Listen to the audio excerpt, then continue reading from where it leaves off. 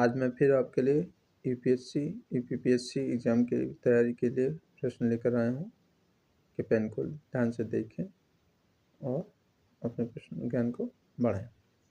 चलिए स्क्रीन पर पहला प्रश्न इस प्रकार है।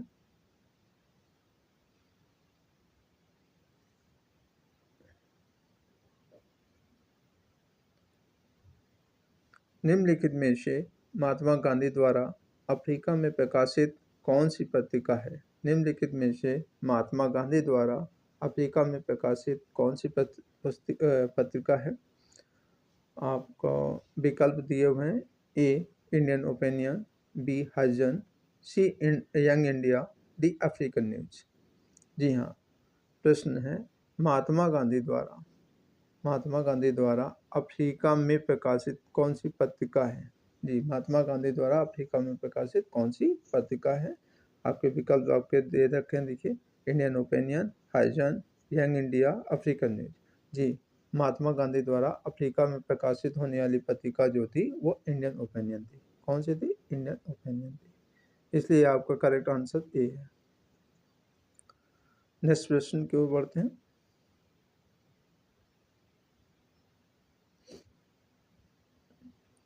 नेक्स्ट प्रश्न में आपको दिया हुआ है, निम्नलिखित में से बाल गंगाधर तिलक को 1908 में कैद कर कहाँ रखा था?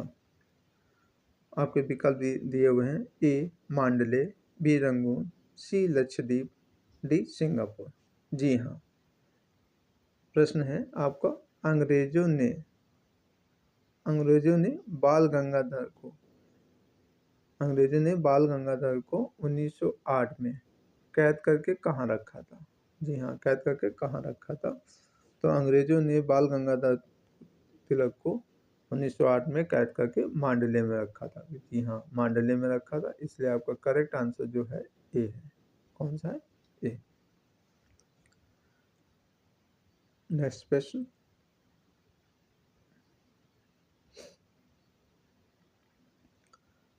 में कहा गया है कि निम्नलिखित में पेट्रोल में स्फोटक रोधी के रूप में प्रयोग किया जाता है। जी हाँ, स्फोटक रोधी के रूप में प्रयोग किया जाता है। आपके विकल्प जो दिए हुए हैं, ए टेट्रा मेथाइल लेड है, बी टेट्रा मेथिल लेड है, और सी टेट्रा एथिल लेड है, और डी इनमें से कोई नहीं। जी हाँ, पेट्रोल में स्फोटक रोधी के रूप में प्रयोग किया जाता है। स्फोटक रोधी के रूप में प्रयोग किया जाता है। विकल्प में आपका है tetra methyl lead, tetra methyl lead, tetra ethyl lead, और इनमें से कोई नहीं। जी हाँ, पेट्रोल में स्फोटक रोधी के रूप में जो प्रयोग किया जाता है वो हमारा टेट्रा एथिल लेड होता है। जी हाँ, कौन सा होता है? टेट्रा एथिल लेड होता है, इसलिए आपका करेक्ट आंसर सी है। कौन सा है? करेक्ट आंसर सी है। नेक्स्ट प्रश्न,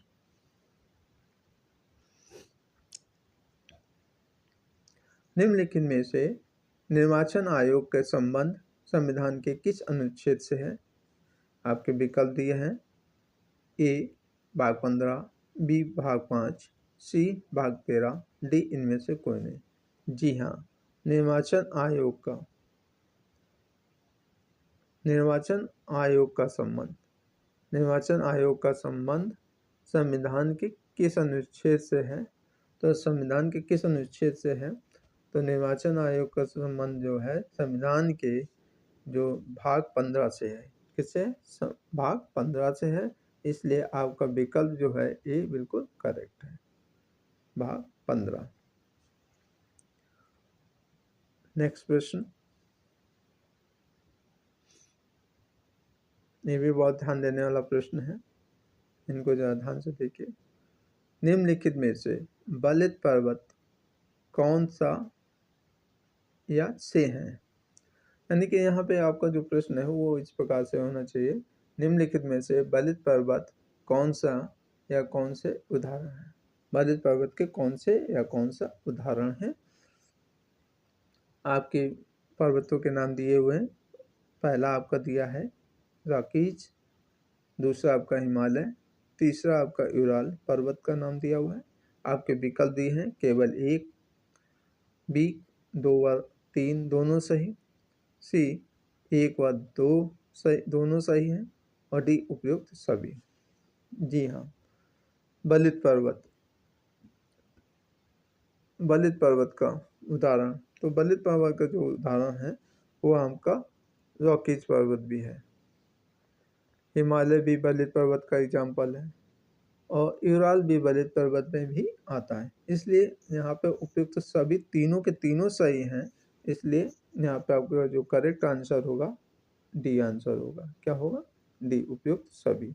ये तीनों के तीनों बलित पर्वत के एग्जाम्पल हैं। किसके? बलित पर्वत के एग्जाम्पल हैं।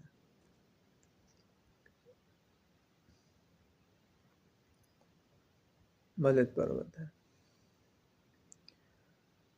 नेक्स्ट प्रश्न की ओर बढ़ते हैं।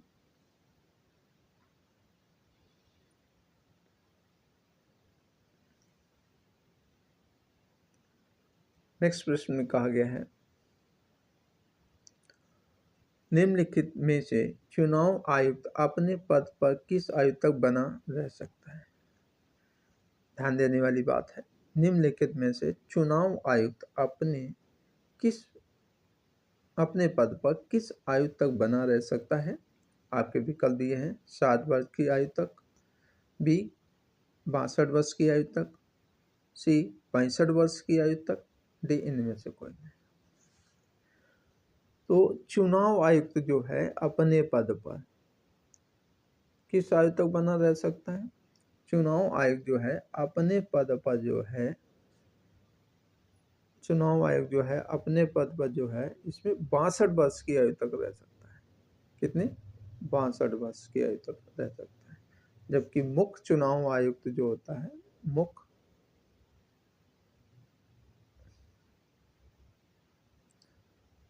चुनाव आयुक्त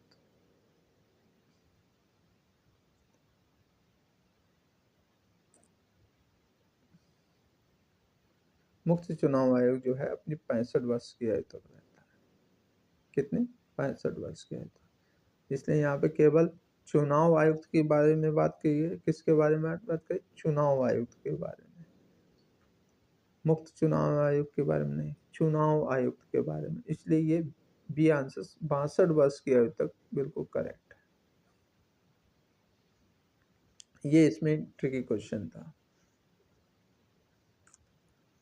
नेक्स्ट प्रश्न की ओर बढ़ते हैं।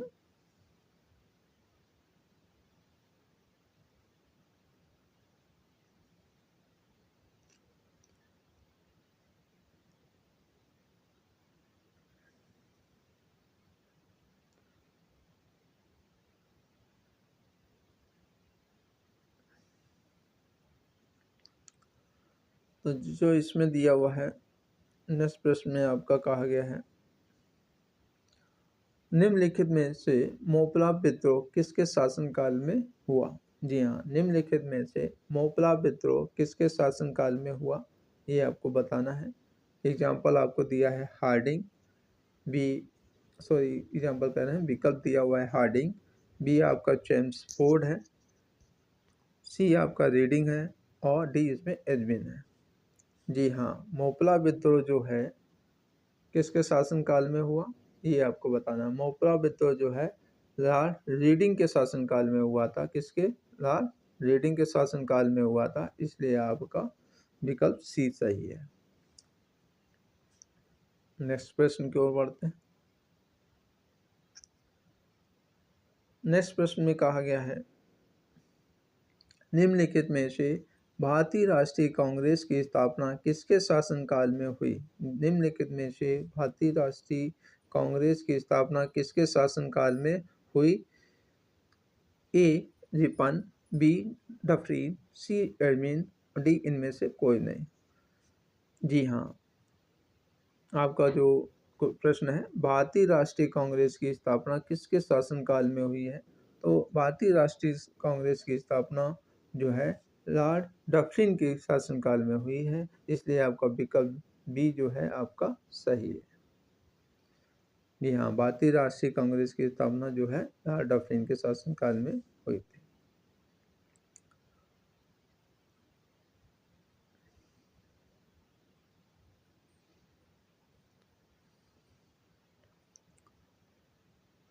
निम्नलिखित में से प्राकृतिक चुंबक है। निम्नलिखित में से प्राकृतिक चुंबक है। ए Fe3O4, बी Fe3O2, सी Fe2O3, डी Fe2O3। जी हाँ, प्राकृतिक चुंबक के बारे में कहा गया। किसके बारे में कहा गया? प्राकृतिक चुंबक के बारे में कहा गया। तो प्राकृतिक चुंबक जो होती है वो Fe3O4 होती है। जी हाँ, Fe3O4 होती है, इसलिए विकल्प आपका ए बिल्कुल करेक्ट है। नेक्स्ट प्रश्न,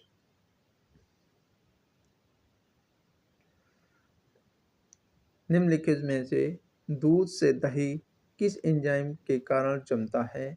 आपके विकल्प इस प्रकार हैं। ए रेनिन, बी पेप्सिन, सी रेजिन और डी इनमें से कोई नहीं। जी हाँ, दूध से दही किस एंजाइम के कारण जमता है ये आपको बताना है।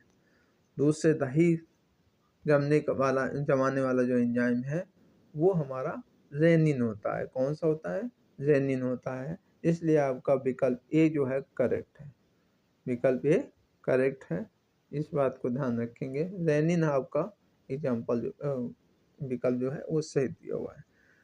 अगर आपको वीडियो पसंद आया तो लाइक, सब्सक्राइब और शेयर जरूर करें ताकि हमारा मोटिवेशन बढ़ता रहे। Thank you watching. धन्यवाद।